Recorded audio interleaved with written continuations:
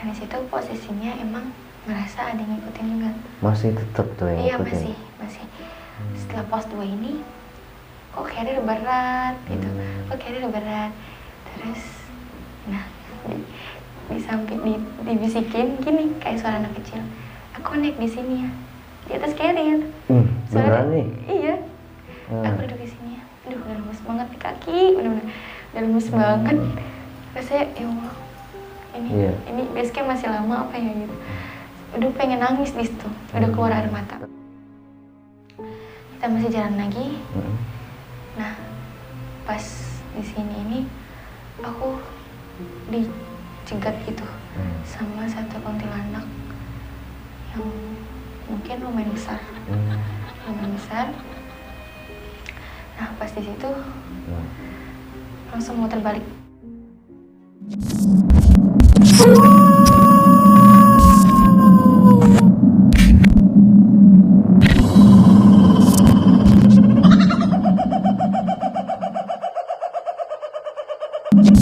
Oke, assalamualaikum warahmatullahi wabarakatuh. Kembali lagi di cerita mistis pendaki. Bersama gua kali ini Ahmad Wildan di channel Sandiakala Official. Apa kabar kalian semua? Semoga selalu diberi kesehatan, selalu diberi keberkahan, dan semoga selalu diberikan kemudahan untuk segala urusannya. Sebelumnya gue mau ngucapin terima kasih banyak nih buat kalian yang sampai saat ini selalu mendukung dan mensupport channel ini.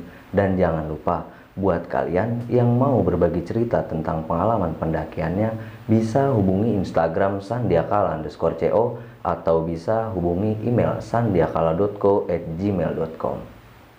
Pada kesempatan kali ini gue kedatangan tamu, narasumber yang nggak lain, nggak jauh, nggak beda pula. Pasti mau menceritakan tentang pengalaman pendakiannya. Tanpa banyak basa-basi, langsung aja nih kita sambut Kak Caya. Oke. Halo Kak Caya. Ya. Apa kabar nih? Alhamdulillah baik. Alhamdulillah baik. Sebelumnya terima kasih banyak Kak Caya udah mau datang ke Sandiakala, sekaligus mau berbagi pengalaman Kak Caya pas waktu pendakian. Kira-kira lagi sibuk apa nih Kak Caya? Sibuk sekolah. Sekolah? Ya sekolah. Oh berarti masih sekolah Kak Caya? Masih. Tapi udah suka naik gunung gitu ya? Suka banget. Suka banget? Suka banget. Udah lama hobi di dunia pendakian? Baru sekitar tahun 2020. 2020? Baru kemarin ya? Tapi kayaknya ketagihan ya? Ketagihan banget. Iya.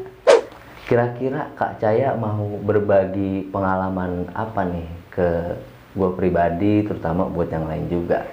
Mau berbagi pengalaman cerita waktu pendakian ke Gunung Slamet. Gunung Slamet. Tahun berapa itu Kak kira-kira? Tahun ini 2021 bulan Oktober. Oh baru kemarin berarti? Ya. Berapa orang tuh? Sekitar 6 orangan. 6 orang? Dari? Dari Depok. Dari Depok? 6 orang dari Depok ya, Gunung Slamet. Gunung Slamet. Via apa waktu itu Kak? Via Guci. Via Guci. Kalau boleh diceritain sedikit nih Kak Caya, kira-kira ada hal aneh atau janggal apa aja yang Kak Caya alamin pada saat pendakian itu? Kalau yang aku alamin itu diikutin pas summit, terus nemuin pembalut bekas, sama pas waktu turunnya itu udah diikutin sama ya ketemulah sama sosok. Iya. Oh bener-bener ditampakin gitu pas turunnya. pas perjalanan turun. Itu aja Kak Caya. Oke, seperti biasa lagi-lagi gue ingetin buat kalian semua bahwasanya cerita atau video kali ini ditayangkan bukan seolah-olah untuk menakut-nakuti kalian semua. Akan tetapi video atau cerita kali ini ditayangkan hanya sekedar berbagi pengalaman dan juga berbagi pelajaran yang bisa kita ambil dari sisi baiknya. Tanpa berlama-lama lagi, langsung aja nih kita masuk ke alur cerita pendakian Kak Caya dalam segmen cerita mistis pendakian.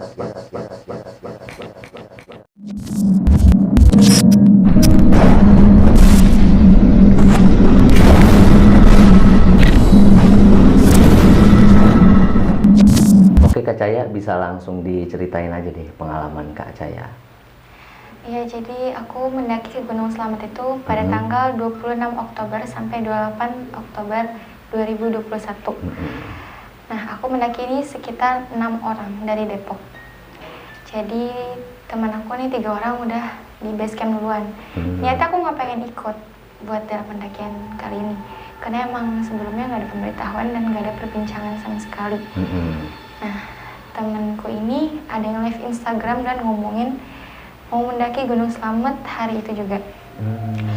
Itu kebetulan aku lagi di sekolah kan, lagi ada kelas. Nah, terus mereka mau ke Slamet, aku mendadak lah pengen ikut. Oke, akhirnya pas pulang sekolah buru-buru langsung packing. Kabar-kabaran sama teman Kak Yuli. Oke, dia dari Tangerang menuju Depok. Setelah itu pas malam tiba nih, akhirnya kita ngumpul bertiga di salah satu terminal. Kita ngumpul, kita pesan tiket bis. Kita pesan tiket bis. Setelah itu naiklah kita ke bis. Naik ke bis, perjalanan aman-aman aja, alhamdulillah. Akhirnya sampai di salah satu di jalanan gitu, kita dijemput sama teman kita, karena emang di situ posisinya bisa berhenti di Yomani, di salah satu pembelian tiket bis gitu. Itu di daerah Tegal. Ya udah, kita udah sampai Tegal, kita kontak teman kita yang udah sampai di base camp duluan, jemput nih di Yomani. Akhirnya mereka jemput kita dengan 3 motor. Nah, di perjalanan menuju base camp ini sekitar 30 menitan dari Yomani tersebut. Kita selesai jemput itu, di jalan lah ini, aku mulai ngerasa kok hide ya, kok kayak lagi hide gitu. Terus bilanglah ke teman yang bonceng aku ini, dan kayaknya aku hide gitu, aku bilang gitu ke teman. Terus temanku ini si Adan bilang, ya hide Cai gitu. Iya nih kayaknya gitu. Dia di situ udah mulai ragu, Ya, kita sampai di base camp. Nah, salahnya aku itu nggak bawa pembalut sama sekali, nggak bawa persediaan pembalut. Nah, di sekitar situ warung masih pada tutup. Aku nyari ke base camp, nanya-nanya lah sama pendaki perempuan yang lain. Ada yang bawa pembalut gak gitu. Lagi pada tidur di situ, posisinya itu udah mau subuh kan, udah mau subuh. Nanya-nanya, ada punya pembalut nggak? Nah, salah satu panitia opsi Gunung Slamet ini dengar lah kalau aku lagi haid. Jadinya panitia ini konfirmasi ke ketua dari rombongan aku ini. Konfirmasi kalau yang haid itu cuma boleh sampai pos 2. Cuma boleh sampai pos 2. Tapi di situ aku nggak dikasih tahu sama ketua rombongan aku. Nah, pagi tiba, setelah aku udah ganti pembalut, udah dapet pembalut, pagi tiba lah aku sarapan sama teman-teman aku. Kita briefing, gimana perjalanannya, kayak gimana, kayak gitu. Setelah itu, setelah sarapan, baru mulai. Kita kumpul lah. Kita kumpul, kita baris di situ. Kita baris. Sedikit perbincangan, kita mulai doa. Setelah doa itu kita mulailah nih pendakian. Ya, pendakian mulai. Jam berapa itu, Kak Caya? Itu sekitar mungkin jam 7-an, jam 8-an ya. Jam 8 pagi. Pagi itu. Kita mulai. Kita itu berlima. Karena yang satu orang ini udah duluan karena dia panitia. Panitia dari opsi gunung juga. Jadi kita dapat di kelompok 4 kalau nggak salah. Kita kelompok 4 dari kegiatan opsi gunung ini. Mulailah kita start pendakian. Berarti Kak Caya ke Gunung Slamet ini bukan sekedar hiburan, ada kegiatan opsi? Iya, ada kegiatan opsi gunung di sana. Ada opsi gunung. Kita mulai masih aman-aman aja nih. Kita masih aman. Sampai pos 2 juga masih aman. Nah, di pos 3-nya ini, menuju pos 3 ini, udah mulai ngerasa badan gak enak. Terus sampailah kita di pos 3. Nah, aku itu di pos 3 itu salahnya itu nggak permisi untuk duduk. Karena posisi lagi keadaan lagi haid, dan duduk pun nggak dialasin. Karena itu wajib banget kan dialasin itu agar nggak bocor atau apa, jaga-jaga aja gitu. Itu aku langsung duduk di samping pohon besar. Itu langsung dihujanin. Tiba-tiba hujan langsung turun. Jam berapa itu Kak saya posisi? Itu sekitar jam 3-an. Oh, udah sore? Udah sore, itu jam 3-an. Nah, awalnya cuaca gimana? Terang? Awalnya terang, cuma ya cerah, cuma ada gerimis sedikit, tapi nanti hilang lagi. Nah, pas sampai di pos 3 itu, pas aku baru aja duduk langsung dihujanin, langsung turun hujan. Nah, hujan tuh langsung deras, nggak berhenti-berhenti. Akhirnya kita buka flysheet, kita gabung sama rombongan lain kan. Kita buka flysheet kita neduh lah. Aku posisinya itu duduk di senderan di carrier. Aku senderan di carrier, duduk. Itu langsung pikiran kosong. Gimana ya, kalau pikiran kosong tuh ya nggak mikir apa-apa kan. Ya kosong aja gitu, sambil ngeliat ke pohon besar. Dan ya pohon besar itu ada pelang pos 3-nya. Yang ada pelang pos 3-nya. Itu pikiran udah mulai kosong, dan situ udah mulai kedinginan. Tanda-tanda lah hipo. Setelah itu udah dibikinin air hangat, terus dideketin sama kompor, dipakein alas juga bawahnya, udah double jaket juga. Situ udah double jaket. Akhirnya ini udah nggak tertahankan nih dinginnya. Benar-benar udah dingin banget. Ibaratnya udah mati rasa lah, udah nggak ngerasain apa-apa. Tapi di situ masih sadar. Akhirnya dibuatin lah tenda yang ukuran kapasitas 2 kalau nggak salah. Ya kapasitas 2. Dibuatin lah tenda darurat. Akhirnya sudah jadi, masuklah ke dalam. Nah, ada teman, ada salah satu di rombongan lain yang meluk aku biar nggak terlalu kedinginan. Dipakein sarung tangan juga. Nah, Kayul ini datang, akhirnya gantian yang nemenin aku di tenda itu. Aku ganti baju lah, ganti baju, di situ masih sadar. Pas langsung tiduran itu tiba-tiba langsung udah pingsan katanya. Setelah pingsan itu dibawa lah, digendong ke tenda yang lebih besar. Kak Cahaya nih pingsan? Iya, pingsan di situ posisinya. Karena hipo, itu mungkin mereka semua udah pada panik. Udah pada panik, akhirnya dibawa ke tenda yang lebih besar, dibuatin yang lebih besar. Akhirnya kita memutuskan buat ngecamp di pos 3, karena sebenarnya itu harusnya tuh kita ngecamp di pos 4. Karena panitia karena teman kita yang dari salah satu panitia di situ itu udah duluan ke pos 4. Nah, ya udah kita masuklah ke tenda itu, mulailah sadar dari pingsan. Udah dibuatin makan karena mungkin udah kosong juga ya perut. Makanlah di situ. Setelah makan, oke, udah baik-baik aja. Malam tiba nih. Malam tiba, udah mulai kedinginan lagi. Itu udah benar-benar takut hipo lagi. Nah, pas malamnya ini tidurlah kita semua. Setelah tidur, tenda sebelah ada yang kedinginan juga. Cuma tenda kita itu nggak berani negor, mungkin takut atau apa ya. Karena nggak berani negor. Nah, pas malam ini sekitar jam 12-an, teman aku ini bangun nih, cowok. Teman aku ini bangun, katanya nggak dengar karena kan di situ posisinya masih hujan. Iya, dihujanin sampai pagi. Sekitar jam 3-an kayaknya, sampai jam segituan. Deras nggak tuh hujan? Rintik-rintik, tapi tetap turun pokoknya ya? Pokoknya turun.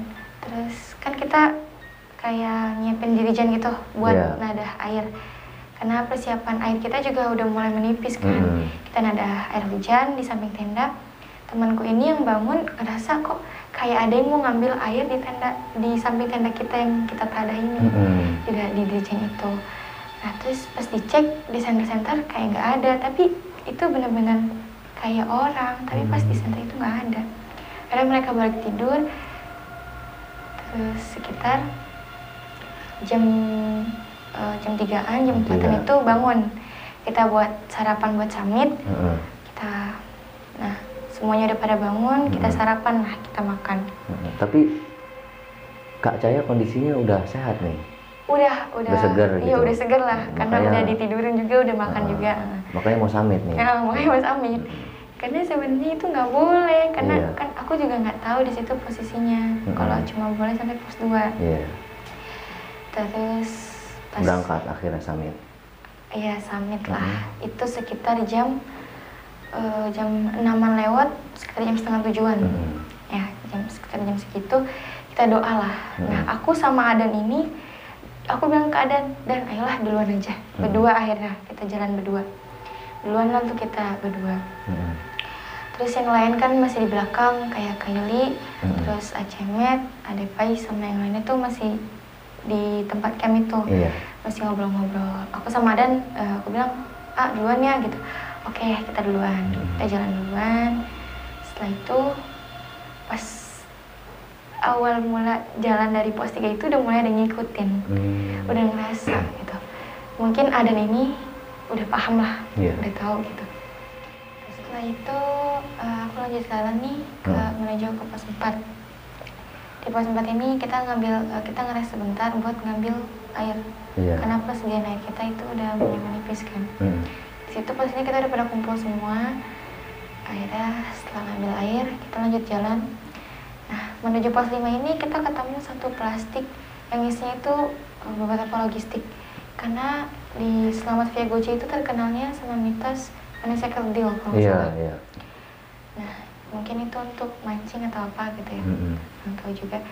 Kita hirauin, tapi sempat pengen diambil sama teman aku, cuma kata ketua rombongan aku, jangan, biarin aja gitu. Kayak kita lanjut jalan lagi. Setelah dari pos 4 ini kita menuju lah ke pos 5. Sampai di pos 5 ini kabut udah mulai turun. Terus aku duduklah sebentar di situ. Duduk sebentar buat istirahat, minum-minum. Kita minum. Akhirnya aku jalanlah ke batas vegetasi. Ke batas vegetasi yang udah mulai batu-batuan itu. Aku naiklah ke atas sedikit. Nah, di situ dekat pelang sama ada pohon. Jadi kita rame-rame duduk. Terus pas aku lagi mau ganti sendal ke sepatu itu, kata aku bilang, Caya, udah ya sampai sini aja.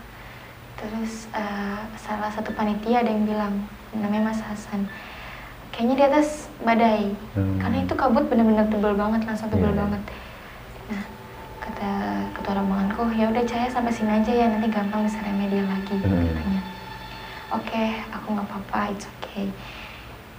Aku sama Kayuli, dan Kayuli pun dibilang juga nggak usah sampai ke puncak. Kita duduklah di situ, kita foto-foto ya kan, di sampai di batas vegetasi, kita foto-foto sebentar, bikin video. Nah, kata ketua rombonganku bilang gini, Caya di sini aja ya gitu, udah jangan naik ke atas lagi, katanya. Oke, kita lanjut foto-foto lagi, bikin video lagi. Aku lupa dengan omongan ketua rombonganku buat jangan naik ke atas lagi. Nah, aku naik 3 langkah ke atas. Di situ aku buat foto-foto lagi. Nah, langsung lah tuh kabut makin tebel. Terus gerimis, langsung gerimis lagi. Terus ya udah, ketua rombonganku udah pasrah lah, udah paham gitu. Terus habis itu aku memutuskan buat turun. Ya. Aku turun ke pos 5 lagi. Karena kan gak jauh ya pos 5 ke batas vegetasi itu. Aku turun ke pos 5. Mulai kebuka. Dari atas tuh kabut udah mulai kebuka. Oh, aku paham nih. Mungkin karena aku lagi hype atau apa, jadinya dikasih kabut gitu. Nah, terus kata ketua rombonganku, Caya sama yang lainnya turun ya, biar Adepai sama Adan ke puncak. Nah, mereka naik, langsung kebuka kabutnya, langsung maksudnya cerah gitu. Tapi di pos 5 itu yang aku di situ ngumpul itu gerimis. Itu gerimis sama yang lain. Karena yang lain memutuskan buat nggak muncak ke atas karena cuma mereka aja. sempat tuh nanya pendaki yang udah turun, Mas di sana keadaannya gimana di atas, badai atau cerah gitu? Kabut Mas, gerimis, angin kencang gitu katanya. Oh oke, gitu. Akhirnya aku memutuskan buat turun. Di situ foto-foto dulu. Kita foto-foto dulu. Kata rombonganku, ya udah duluan ya, saya turunnya hati-hati gitu. Oke, aku turun sama yang lainnya.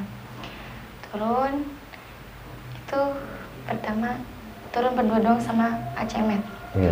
Aku bilang, aku udah duluan nih, udah jalan duluan. Karena perasaan udah gak enak, kayak udah ngerasa, aduh ya, ayo turun aja gitu. Udah perasaan gak enak. Bang Cemet lah nyusul, karena emang biasanya di backup sama dia kalau ke gunung gitu. Turunlah dia nyusul aku nih. Oke, kita turun berdua. Karena yang lainnya masih foto-foto, kayak Bang Ayub, Kak Yuli, sama yang lain itu masih foto-foto. Aku turun lah. Jam berapa tuh posisinya? Itu udah masih pagi, sekitar jam, kalau nggak salah jam 9-an deh. Jam 9? Jam 9, jam 10-an kalau nggak salah. Iya. Turun lah. Pas turun ini, wah, ngikut nih di belakang gitu. Aduh, merasa udah gak enak banget. Nengok ke belakang, oh nggak ada. Tapi ada suara langkah kaki yang beda dari kita berdua. Kayak ada yang nyemplung lah. Kayak ada yang ngikut juga. Oke, nengok ke belakang nggak ada. Lanjut jalan lagi, kayak suges, jadinya suges itu kan. Suges, ada orang nggak ya sih? Ada orang nggak sih yang keturun gitu? Nggak ada. Akhirnya beberapa kali kepleset, jatuh. Terus langsung gemeter tuh kaki. Karena emang ngerasa ada yang ngikut nih gitu. Penasaran ya? Iya, penasaran, nengok lagi ke belakang, nggak ada, kepleset. Iya, jatuh. Dan beberapa kali itu aku duduk di sembarang tempat. Kayak, ya udah, duduk asal duduk aja gitu. Kan biasanya cuma jongkok atau berdiri gitu. Ini duduk. Duduk di samping pohon lah. Gitu.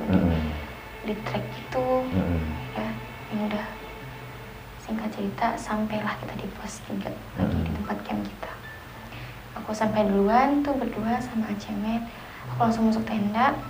Masuk tenda, aku bilang ke si Acemet, ayo kita masak buat teh nanti pada turun, biar kalau misalkan mereka sampai sini makanan udah pada jadi, tinggal dimakan. Kita masaklah sayur sop, terus yang lain-lain. Kita bikin puding juga. Nah, di depan tenda itu ada kejadian. Ada kejadian kemasukan gitu. Kemasukan. Dari rombongan Kak Caya apa rombongan lain? Rombongan lain. Oh, rombongan lain. Rombongan lain. Oke, kita nggak hirauin karena di situ posisinya aku nggak tahu, tapi Acemetnya tahu. Aku nggak tahu karena mungkin itu lagi pada kumpul-kumpul aja. Ternyata ada yang kemasukan. Oke lah, kita masuk lagi ke dalam tenda. Oke, aku masak. Akhirnya yang lain pada turun. Itu Bang Ayub, terus Asamit, Kak Yuli, sama yang lainnya tuh turun. Sama Omega. Turun, akhirnya udah pada, aku bilang, ini makan dulu nih gitu. Oke, makan. Itu situ pastinya udah gerimis lagi. Iya, gerimis lagi. Gak lama itu Adepai sama Adan turun. Gak lama, pokoknya dari mereka turun, Adepai sama Adan udah turun balik ke pos 3 tempat kita camp. Kita makan. Itu udah sekitar jam 4:30-an. Aku bilang, Adan bilang, Adan mau turun duluan. Terus aku nyaut lah, Dan ikut dong, aku juga mau ikut turun. Oke lah, terus Kak Yuli nanya, Caya mau turun duluan? Iya nih, aku mau turun duluan sama Adan gitu, takut kena malam kan. Nah itu posisinya malam Jumat. Aku nggak tahu itu malam Jumat, jadi ya udah lupa juga kan. Terus oke, kita packing. Setelah itu bener turun berdua? Enggak, Kak Yuli ikut juga. Kak Yuli ikut sama ada satu panitia. Namanya Mas Gali. Kita turun. Oke, kita doa, kita pamit. Setelah doa, oke, kita turun duluan ya. Oke, hati-hati. Ya, turunlah kita sekitar jam 5-an. Jam 5. Iya, aku pikir kita turun mah cepet lah. Itu di situ salahnya itu terlalu menyepelekan. Dan nggak bawa headlamp. Cuma satu-satunya senter itu cuma dari senter HP. Dan itu baterai kita low semua keadaannya. Terus, nah sebelum di pos 2 ini kita kena maghrib. Kita kena maghrib, aku mau duduk nih, mau duduk di tanah gitu. Terus kata Adan, Cai jangan duduk di situ, bangun gitu. Itu masih jongkok, belum mau duduk, baru mau duduk. Diingetin. Iya diingetin, Adan ini udah paham. Cai jangan duduk situ, bangun gitu. Kenapa emang? Kenapa bangun gitu katanya. Nih duduknya di sini, di atas carrier. Oke, aku duduk di atas carrier. Terus habis itu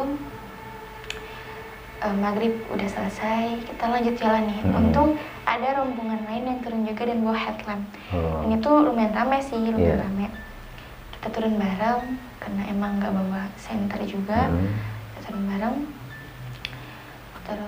Terus 2 terlewatkan. Dan di situ posisinya emang merasa ada yang ngikutin juga. Masih tetap tuh yang Iya ngikutin? masih. Setelah pos 2 ini, kok kayaknya udah berat gitu. Terus, nah di samping dibisikin gini kayak suara anak kecil. Aku naik di sini ya, di atas carrier. Beneran nih? Iya. Aku duduk di sini. Aduh, udah lemes banget di kaki, bener-bener udah lemes banget. Terus saya, ya Allah, ini basecamp masih lama apa ya gitu. Udah pengen nangis di situ, udah keluar air mata. Tapi belum cerita ke yang lain? Iya, belum cerita ke yang lain. Kalau ada bisikan kayak gitu? Karena kan nggak boleh ya katanya. Sebelum sampai turun ke bawah. Ya udah, aku langsung istighfar, langsung istighfar. Sampailah kita di kita belum sampai di pos 1. Kita masih jalan lagi. Nah, pas di sini ini aku dicegat gitu sama satu kuntilanak yang mungkin lumayan besar. Nah, pas di situ langsung muter balik badan, Kak Cai aja nih yang terbalik? Iya, aku doang. Nah, ada salah satu ada rombongan lain kan di belakang. Terus aku langsung putar balik badan, aku bilang, "Dan tahan dulu ya." Aku ngomongnya tuh, aku mau istirahat dulu, capek. Nah, aku ngalihin ke sana. Dan capek, istirahat dulu ya gitu. Oh, ya udah kita istirahat dulu. Setelah istirahat, ya udah menengok lagi ke arah sosok yang tadi. Iya, udah nggak ada. Alhamdulillah udah nggak ada. Akhirnya jalan lagi. Nah, sampailah di pos 1. Di pos 1 ini nangis karena dan capek gitu. Ya, jam berapa tuh Kak Jaya? Itu posisinya jam berapa? Kayaknya udah jam 7:30-an deh kalau nggak salah. 7:30. Iya, udah gelap banget sih. Karena di pos 2 kan kena maghrib tuh. Terus setelah itu, oke lah, kita jalan lagi. Ini pegang tasbih Adan gitu. Harap dipakein tuh ke tangan. Udah mulai agak tenangan, langsung istighfar. Nah, menuju ke arah base camp. Karena itu jalannya lumayan jauh banget. Aku bilang, "Dan coba tanya ojek berapa gitu, kalau sekian gitu." Ya udah nggak jadi. Ya udah, yuk lanjut jalan lagi gitu, tanggung. Nah, ya udah di situ mereka nguatin aku, "Saya jangan nangis gitu, sedikit lagi kok," gitu katanya. Oke, aku mulai bangkit lagi. Pasti ya. Itu mulai bangkit lagi karena itu ngerasa udah capek banget badan gitu, gak kayak biasanya. Setelah itu, oke lah kita jalan. Nah, menuju base camp ini kita masih ketemu hutan-hutan.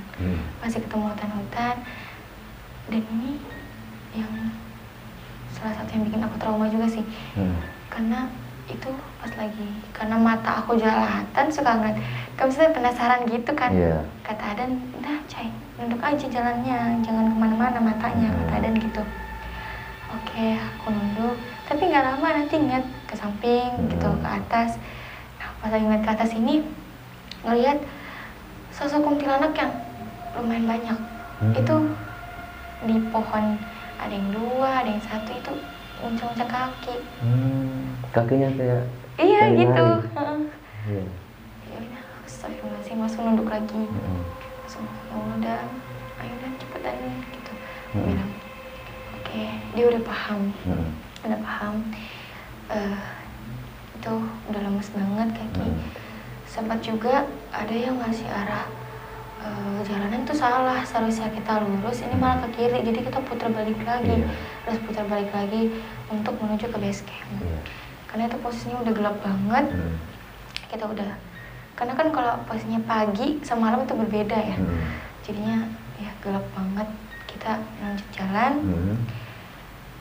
pas sebelum sampai base camp ini udah mau sampai base camp nih, udah tinggal turun doang, itu udah sampai base camp, udah sampai di pos selamat datang gitu. Ya, udah sampai di pos selamat datang itu. Itu udah kedengeran kan ada suara air-air gitu, kayak sungai-sungai gitu. Itu ankle tuh sakit lagi, kecengklak lagi. Terus ya udah tuh. Akhirnya digandeng lah, digandeng. Oke, digandeng, setelah digandeng sampai nih kita di bawah. Sampai di bawah, alhamdulillah rasanya lega banget. Tadi tuh resah banget hati, kayak benar-benar nggak tenang, kayak ada yang ngikutin mulu deh gitu, kayak ada yang ngikutin mulu deh. Setelah itu aku ditawarin buat naik motor menuju base camp sama salah satu orang base camp ini. Oke lah, aku naik motor karena kondisinya kaki ankle tuh udah sakit banget kan, udah susah buat jalan. Situ aku lupa pamit sama gunung itu, lupa pamit. Istilahnya buat doa buat yang di sana gitu. Setelah itu sampailah aku di base camp. Nah, Adan sama Kayul ini masih di pos selamat datang itu. Karena kan dia jalan tuh kalau aku naik motor. Kalau aku nunggu dia nih buat dipakein perban kaki aku buat direndam dulu pakai air es. Kebetulan air di sana dingin, lumayan dingin. Udahlah, direndam aja pakai air dingin ada di situ kamar mandi. Kayak direndam, terus itu baru dipijit lah sama Adan. Pijit sebentar. Oke, nah udah setelah itu ada kejadian yang nggak bisa aku ceritain karena emang privasi dari sananya. Iya, nggak apa-apa. Akhirnya rombongan yang tadi siapa teman Kak Jaya namanya tadi yang masih di atas? Oh ya, ada Pai sama yang lain. Akhirnya sampai base camp juga kan? Sampai itu jam 10 malam. Jam 10 setengah 11-an baru sampai. Akhirnya pulang ke rumah besokan harinya atau malam itu juga? Besokan harinya baru pulang. Kita nunggu mobil karena mobilnya juga nggak ada. Akhirnya kita nunggu, oke, kita besoknya aja karena kondisi kaki aku yang baru aja kayak gini kan susah juga buat naik mobil gitu. Oke lah, istirahat dulu. Di situ sempat kedinginan juga di base camp. Itu udah mau hampir hipo lagi. Karena kondisi di sana lumayan dingin banget karena hujan juga kan. Itu aja kira-kira. Akhirnya sampai rumah dengan selamat ya? Ya, alhamdulillah sampai rumah dengan selamat. Cukup itu aja Kak Jaya. Jadi gini Kak Jaya, kira-kira nih kalau boleh ditanya, dari perjalanan Kak Jaya ini kan tadi sama rombongan kayak ngalamin ada hal anehnya lah ya. Dan di situ juga posisinya Kak Jaya sendiri yang ngerasain dan Kak Jaya sendiri juga yang ngeliat ada sosok-sosok ya makhluk yang tak kasat mata lah ya kan. Nah, kira-kira nih dari hal-hal itu ada penyebabnya nggak atau karena kebetulan aja nih Kak Jaya lagi datang bulan? Ya, penyebabnya itulah dari datang bulan tersebut. Nah, kata Adan, pada saat aku mulai pendakian, terus udah ada yang mulai ngikut dari awal pendakian ini. Aku diceritain sama Adan, karena aku pas sampai rumah ini ngerasa kayak ada masih ngikut gitu. Kayak ada yang masih ngikut di rumah. Mungkin itu karena trauma aku yang mungkin karena kejadian kemarin, jadi mungkin masih terbawa suasana. Kata Adan, iya Cai, emang dari awal pendakian tuh udah mulai ada yang ngikut. Sampai turun pun masih banyak yang ngikut. Makanya itu gak bisa jauh aja gitu dari Adan gitu. Berarti Adan yang bisa melihat sosok itu juga ya? Iya, karena itu kebetulan mata batinnya lagi dibuka. Jadi bisa ngerasain juga. Oke lah. Itu di situ langsung lemes banget di rumah karena ngechat Adan kayak gitu kan, nanya-nanya. Nah, penyebabnya itu dari haid itu mungkin penunggu sana karena misalnya sensitif gitu sama Iya, yang pasti. orang haid gitu ya, Iya. orang datang bulan. Jadi ikutin lah dari awal pendakian sampai turun ke base camp. Itu aja kira-kira. Kira-kira nih dari perjalanan Kak Caya sama rombongan ada pesan kesannya nggak nih buat gue pribadi, terutama ya buat yang lain juga? Pesan aku sih, terutama buat yang perempuan, pendaki perempuan, kalau kalian lagi haid, diusahakan untuk tidak melakukan perjalanan tersebut, karena itu berbahaya banget buat diri kalian, berbahaya juga buat rombongan karena kondisi kalian lagi haid, fisik juga lemah. Ya, fisik juga lagi lemah banget. Dan itu berpengaruh banget buat kondisi dari tubuh kalian sendiri. Dan buat kalian yang lagi haid, kalau di gunung, usahakan pembalutnya dibawa turun ke bawah lagi ya, lalu dibersihkan kembali, jangan sampai ada yang ditinggal atau pokoknya dibuang jangan sampai sembarangan. Dibuang sembarangan di sana, jangan sampai. Nah, sekarang kesannya nih kira-kira apa? Kesannya itu adalah itu mungkin pendakian yang paling horor menurut aku sebelum dari pendakian-pendakian yang mungkin udah pernah aku lalui gitu. Inilah pendakian yang paling berkesan saat aku lagi haid gitu. Ini pertama kalinya aku mendaki saat haid. Dan di situ juga bisa Kak Caya sendiri yang ambil sisi baiknya. Iya, ada sisi baiknya. Ada pelajaran ya pasti. Ada banyak banget. Itu aja kira-kira. Oke, sebelumnya terima kasih banyak Kak Caya udah mau berbagi pengalaman sekaligus berbagi cerita pendakian Kak Caya. Semoga buat Kak Caya dan rombongannya nih selalu diberi kesehatan, selalu diberi keberkahan, dan juga yang paling penting selalu dimudahin buat segala urusan-urusannya. Cukup sekian Kak Caya, sampai jumpa kita di lain waktu. Terima kasih. Oke, lagi-lagi gue ingetin buat kalian semua, cerita atau video kali ini ditayangkan bukan seolah-olah untuk menakut-nakuti kalian semua, akan tetapi video atau cerita pengalaman Kak Caya ini bisa kita jadikan pelajaran. Cukup sekian dari gue, terima kasih.